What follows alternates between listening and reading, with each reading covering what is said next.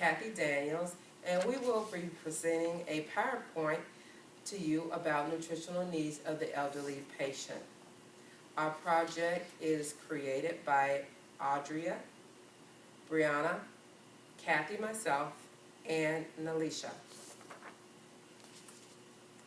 We will be talking about the importance of a healthy diet, health concerns and trends, and the different alternative care options. We'll also be discussing during this PowerPoint identifying the importance of a healthy diet. During a healthy diet, it's important that the elderly eat properly throughout their lives, especially when they're elderly. Men will need added calories because of the way their body is built. Women will need more calcium because of childbearing. It's important to have breakfast, lunch, and dinner. It's not a good idea to actually skip any type of meals. It's good also to eat during snack times, during after breakfast, between breakfast and lunch, between dinner and lunch also. And if you want to eat a snack at nighttime, you're allowed to. You're elderly. If you do not eat properly, different things can happen to your body. You can have organ failure, and you need proper nutrition each and every day in order to have a healthy body.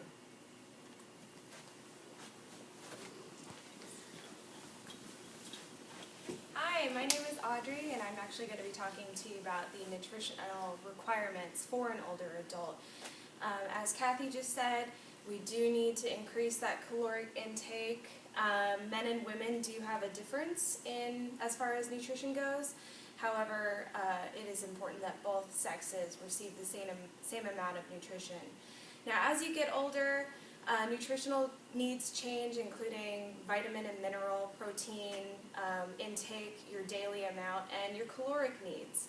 Due to your metabolism decreasing and the sedentary lifestyle of the older adult, they move around a lot less, and they have a decreased muscle, span, so their metabolic rates are decreased. So we do need to receive calories while, at the same time not having too many, and then also receiving the amount of nutrition that you need to sustain life. So seniors need to receive a considerable amount of calories every day. We are worried about nutrient depletion in the elderly population.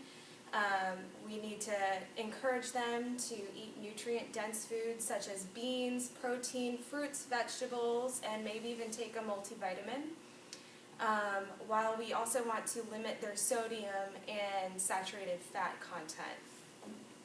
So factors that affect the nutrition of the older adult are like decreased taste. Their taste sensation is a little decreased as you get older, along with hearing and vision.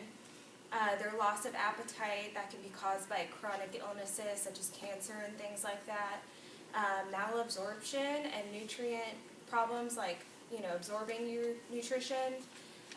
Lack of resources such as cookware, food, traveling from point A to point B. We do need to make sure that we have a social worker or a case manager on board that can kind of help them out with Meals on Wheels, which is a great program that we can offer the elderly population. We're also worried about depression and isolation in their own environment, so we need to kind of encourage family support. Chronic illnesses, as I said earlier, such as cancer, we really want to encourage them to have a healthy, balanced diet. And so it's challenging to eat less and sustain an adequate amount of body mass while really receiving those nutrient-dense foods. So here's a little chart that I have on that, and I'm going to switch to Nalisha.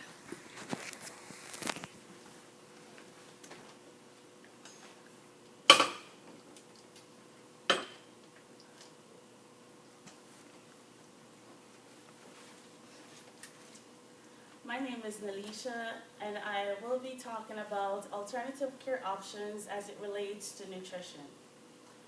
Older adults may have more than one chronic condition that prevent them from consuming the right amount of proper nutrition. As a result of this, they may need alternative options to get the proper daily nutrients.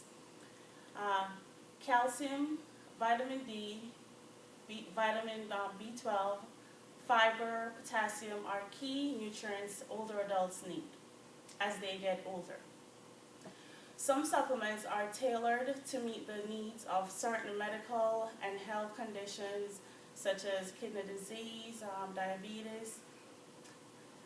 Some examples of alternative nutrients include nutrition supplements that comes in powder form that can be used to make daily shakes, oral tablets, which is also an effective way to get the daily nutrients, Centrum Silver, omega-3, and fish oil are some of the daily supplements that we encourage older adults to take. Liquid nutrients in supplements like Ensure and Glycerina is also a way to get the nutrients in as well. It is also advisable to consult a dietitian or doctor before starting supplements to prevent any drug-to-drug interactions. Thank you.